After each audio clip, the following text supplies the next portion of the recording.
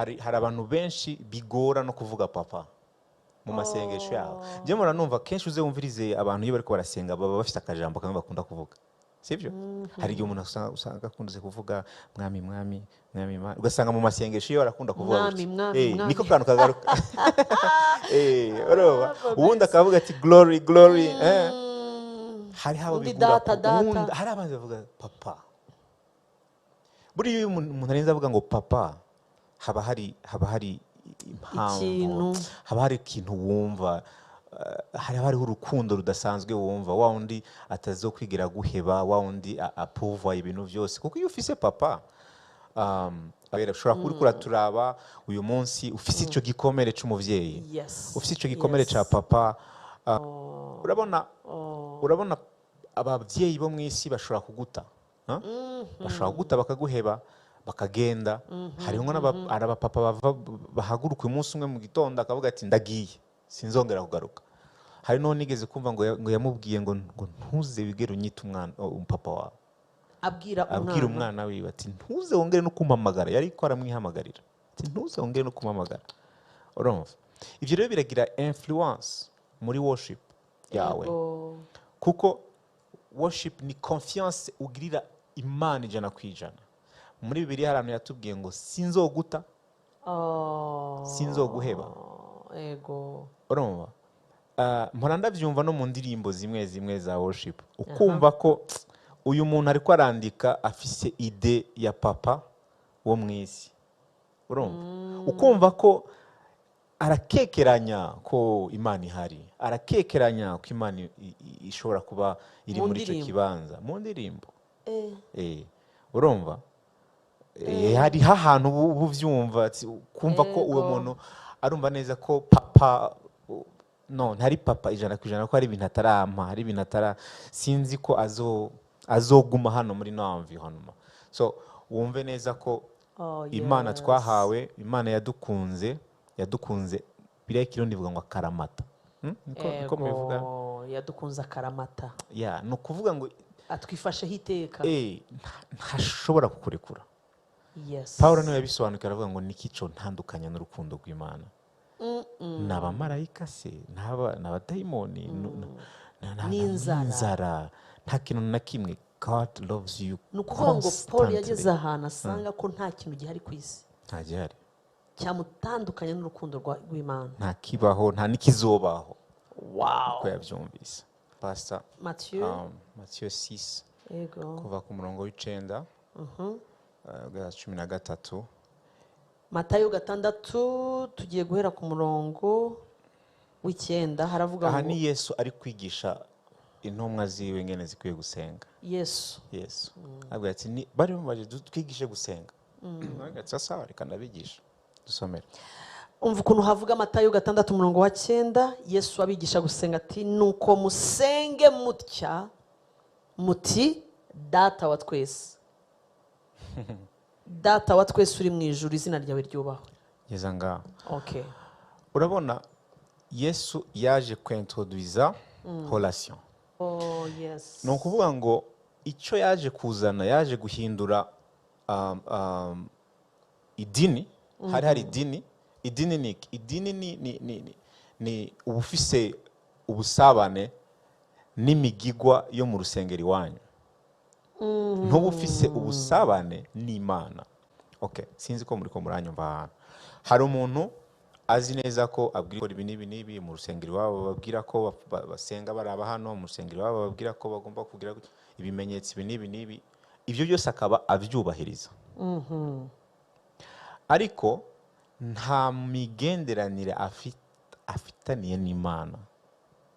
Uri kumva? Yesu rero arababwira ati ngiyi kingdom mbazane, ngiki kindi kintu gishanga kandi gashambazane. Nimwasenga, ibi byaro bwa mbere bivuzwe, ibi usomye muri Bibiliya ugasoma kuva muri Genèse ukageza aho Yesu aziye, nta muntu yigeze asenga avuga ngo papa. Subiramo kuva mu itangiriro nta hantu uzobona umuntu avuga ngo papa, ngo data, baramya bavuga Imana yo mu ijuru. Muri Israeli cyanazira no urabona iri zina yawe yawe bakuramwo amavoyelle yose Okay. kugira ngo utanayipronounce.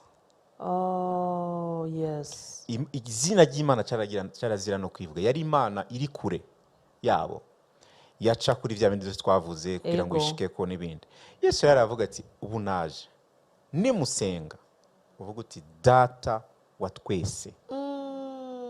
Yes. Papa, ni ukuvuga ngo ntukinjire muri relation, ntukinjire mu vya worship utaratahura relation hagati yawe n'umuvyeyi. Ni papa. Kuki ari papa? Kuko ni papa kubera iyo ukijijwe, ijambo ry'Imana rivuga ngo ubuvutse ubugira kabiri, ubuvyawe na Kristo mu kimazi yatanze c'amaraso yiwe mu gitambo akakugira umwana w'Imana. No, ego Yohana 1:12 haravuga ngo icyakora abamwemeye bose, haleluya, niko nashaka, abamwemeye bose bakizera ijambo ryiwe, yabahaye ubushobozi, urumva bwo kuba abana, ubushobozi. Fabrice, ako kantu yabahaye ubushobozi bwo kuba, ni ukuvuga ngo aguhaye ni yonye jambo power, ni password, ni password ikwinjiza. Ntivyari bikunda imbere yuko winjira, byari bifunze. hari ahantu wagera ugasanga birafunze. Ariko ngo nuko ngo bamwakiriye bose, abemeye bakamwakira, bakizera izina ryiwe, yabahaye ububasha. Cette fois-ci nawe utagira umuvyeyi, nawe utagira papa, nawe wari wakomerekejwe n'amateka, yaguhaye ububasha. No kuvuga ngo aguhaye password yo kwitwa umwana w'Imana. Kwitwa umwana w'Imana rero bica bihindura position de prière, position y'adoration yawe. Urabona mu rugo tugira abana, tukagira abakozi, tukagira abatante, tukagira abo bantu bose bagira famille. Ariko hari umwe yurira ku bibero vya papa. Ntabwo umukozi yoza akabyikora, yo kubitwa, yo hari umwe aza agakora ku bwanwa bwa papa, nubwo bari general, agafata mu izosi, nubwo bari general, umwana araza agakora papa gaseka baby. Hari umwe ashobora, hari umwe yicara ku meza kumva ameze neza, this is my home. Hari undi yicaye ku meza, mwamutumiye ku meza, abanza akitunganya neza, akicarana isoso kimwe, akarindira ko mwese mwigaburira, akabona umenga biriya ntibimubereye, sivye, kuko n'umuntu wo muri famille kure hariya, kandi namwe ntimuranamwakira neza 100% ngo yisanzure nk'umwana, ntimuramuha ububasha bwo kuba umwana. Urumva ubundi n'umushitsi ni akiza, ntazi ivyaho, ntazi ngo bicara hehe, aranategereza mu mwakire ku meza, akicara ari akabarasoma journal, igitabo. Ariko umwana yicara ku meza atabwoba. Urumva Fabrice, that's tip. Iyo relation muri worship rero irakenewe, ya papa n'umwana. So umutima wawe ibiwugize niho tukiri, ibi emotion, ibi amarangamutima yawe ashobora kukubuza kuyibona Imana ko ari Imana, kubw'ibikomere wagize, kubwa kahise kawe.